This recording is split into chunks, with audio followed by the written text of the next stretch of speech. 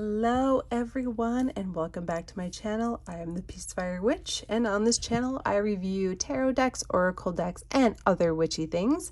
On today's review we are going to be looking at an older oracle deck. Actually, this is the Witchlings deck and book set by Paulina Cassidy. I'll get into really quickly why I bought this in a little bit, but I just want to say, I know I keep saying I'm only limiting myself to buying indie decks, or at least independently published, whether it be on Kickstarter or through their own websites, as opposed to mass market decks. But this one I purchased before that. I've just been sitting on it. I haven't used this deck yet, so I thought it'd be really fun to do a flip through. I have flipped through it a couple of times. I've looked at the guidebook a couple of times, so this is not going to be a completely unseen walkthrough, but it is. I haven't looked at it too much. Let's just say that. So this is the Witchlings deck and book set by Paulina Cassidy. And again, it is an older deck, as you can see right there. It is a 2014 US Games System deck. And, you know, I don't love that it is mass market, made in China, but, you know, I've had it. It's kind of, it's got an interesting thing, especially in the guidebook. And the reason I wanted to do this is mostly for newer witches, somebody who's looking for guidance on spell casting and ideas and things like that. This can be really helpful. Let's look at the site here. It is 40 inspiration cards, and the set includes a 200-page spell book. That's pretty big, and you'll notice it says spell book and not guidebook, which is where I'm getting in when I say that it is a good deck to get for newer witches, because it has a lot of guidance in it. Now, I got this deck because Jenny, who's the host of the Comfy Cozy podcast, did a couple of readings with this deck, and I thought it was very interesting how it's set up and how it works. And I wanted to see it for myself and share it with subscribers so that you might find inspiration to purchase it and get going in your spell crafting. Of course, this is a 2-piece tuck box. It does have the little indent there, so it's easier to grab, come apart. Nothing on the inside. But here we have the guidebook. The guidebook is kind of the main selling feature. It doesn't look like a lot when I hold it like this, but when I turn it this way, you'll see it is probably the beefiest guidebook. And again, it's called a spell book, actually. Book of Spells right there, Witchlings Book of Spells. But it's the thickest one I ever have had that came with a deck so far. So that is, you know, pretty beefy. Now let's take a look really quick at the inside. There's an introduction. Using the cards. So Orion, the little purple hour, spellcrafting equipment. So a list of things that you will need to do the spells that are in here. So there's candle color magic, gemstone, herbs and spice magic, essential oil magic, and that's it. So if you are just starting out and you're like, what do I need? Like, what's a toolkit that I can put together that has all the things I need for, you know, getting started? This is a good guide. You know, you go into the store and you see I need a white, red, pink, blue, yellow, green, orange, black candle, then you're set as far as this book goes. The other thing I like about it is it gives you the brief explanation of what things are. You could use this almost as a reference guide for your Book of Shadows, or just copy it into your Book of Shadows to help doing other spells outside of the deck as well. So we have clear quartz, rose quartz, amethyst, hematite, turquoise, malachite, tiger eye, and then for the herbs, allspice, basil, cinnamon, clove, ginger, lavender, rosemary, sage. For essential oils, lavender, rosemary, peppermint, rose, sandalwood, citrus, and vanilla. With the exception, rose and sandalwood tend to be pretty expensive essential oils. You can easily find them diluted a lot cheaper. Over on the gemstones, you know, there's some controversy behind using turquoise.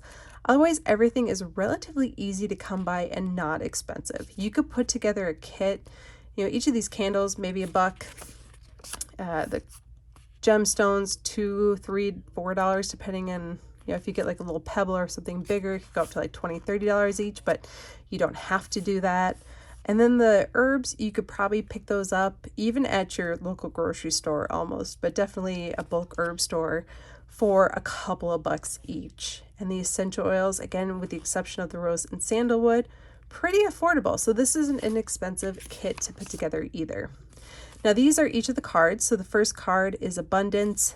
It tells you a little bit about it's like Buttercup loves helping those whose hearts are full of caring by giving them what they need and plenty more for sharing.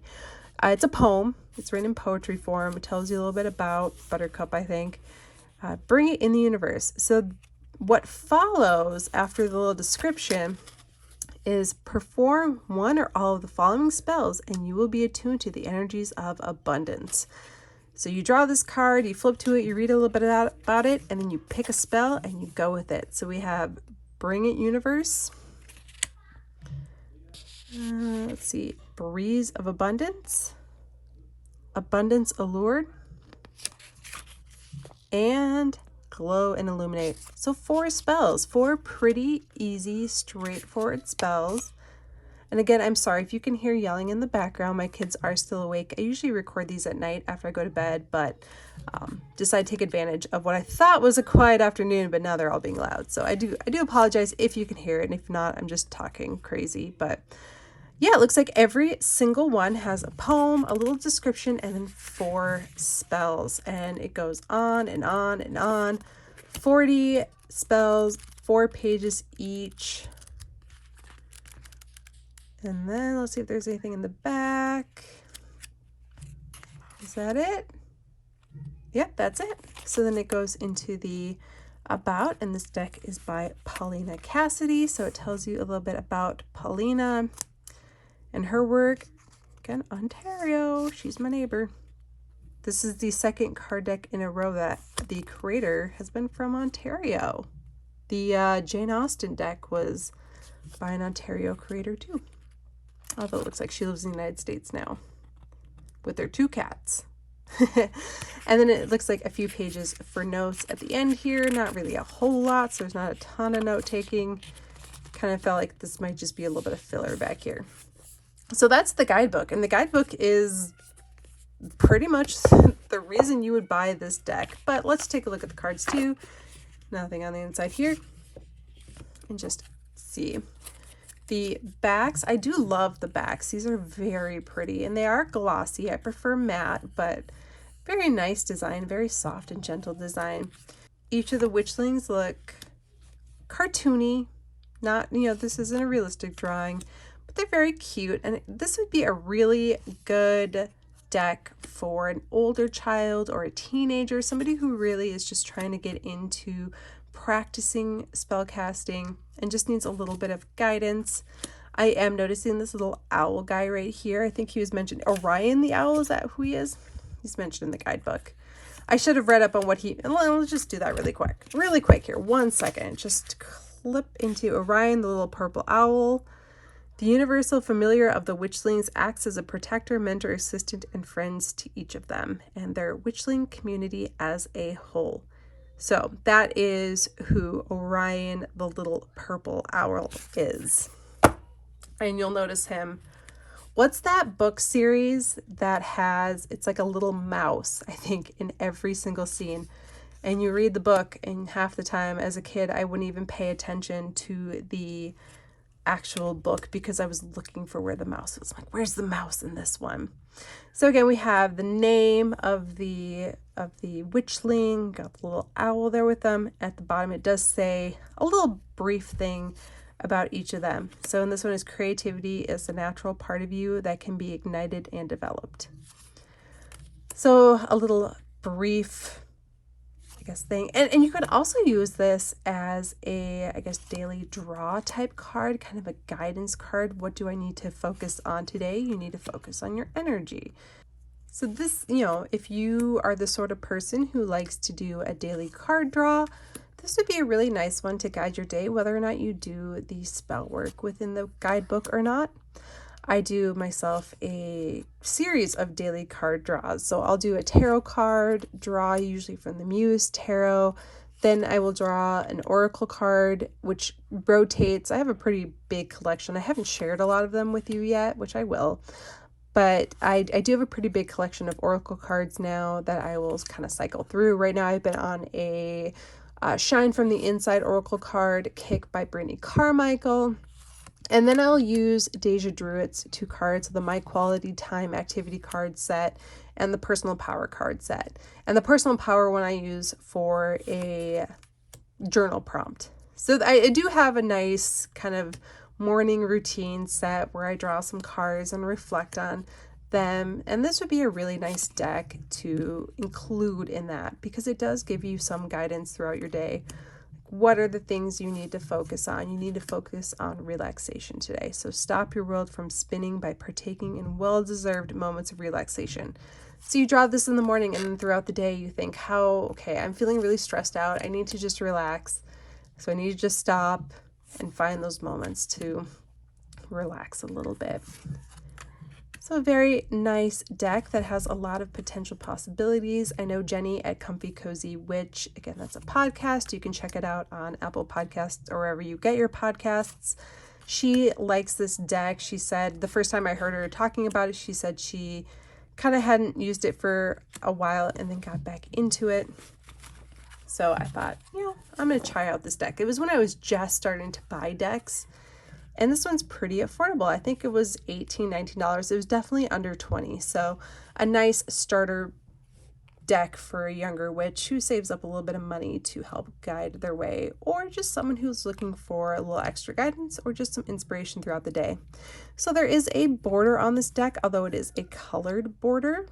So not entirely borderless because it's, I'm doing this and you see a rainbow of color, which is really pretty, but not a full, you don't see the designs kind of coming through here. You just see the solid colors. And again, the nice pretty purple back. There is no gilding. Again, something I will probably do myself at some point if I find I really connect with this deck and want to do that. It's one way I can do that with. Let's talk about size a little bit. It is, let's see, a little bit larger than a tarot. Let me just do one-on-one here so we're not, it's a little bit larger than a tarot, than the Muse Tarot anyway, which is pretty standard size. It's a little bit, I think, shorter than a standard tarot. Somebody can correct me if you want, but I'll just use this for my comparison purposes. So I'm staying consistent. And then this is an Oracle deck, so I would expect it maybe to be a little closer to Oracle card size. As you can see, it's just as tall, but it's not as wide. And just comparing this, again, this is Brittany Carmichael's Shine from the Inside Oracle, is very thick. This is a lot thinner and definitely easier to bend. It's not horrible. It's actually a very nice feeling card in my hand. Again, it's glossy and not matte. I prefer matte cards, but it's not overly glossy. There's no gloss that would make me worried it's going to slide all over the place. We're just going to give it a little shuffle. Very nice. Yeah, it's a smaller deck, so I can even, don't really like to do that though. Yeah, pretty shuffleable, pretty good size even in my small hands, which is nice for an Oracle deck. And there you have it. Again, this was the Witchlings deck with the 200-page, again, take a look at that, book of spells that comes with it. And this is by Paulina Cassidy, and it is distributed by US Games, so it's pretty widely available because it is a mass market deck. So I'll put some links in the show notes. I keep saying show notes because I'm so used to podcasting, but I'll put the links down below in the description. And if you want to pick this up for you or for someone else, you can click those links and go do that. And if you've enjoyed this review, give me a like, a subscribe, and comment below with another deck you would like me to review, because I'm always looking for more decks to add to my collection that I can review. So I would love to do that if I can. Again, leave the comment below, and I will be back again very soon with another review. And if you'd like to follow me on Instagram, you can find me at thepeacefire_witch. Thank you, and we'll see you again really soon. Bye.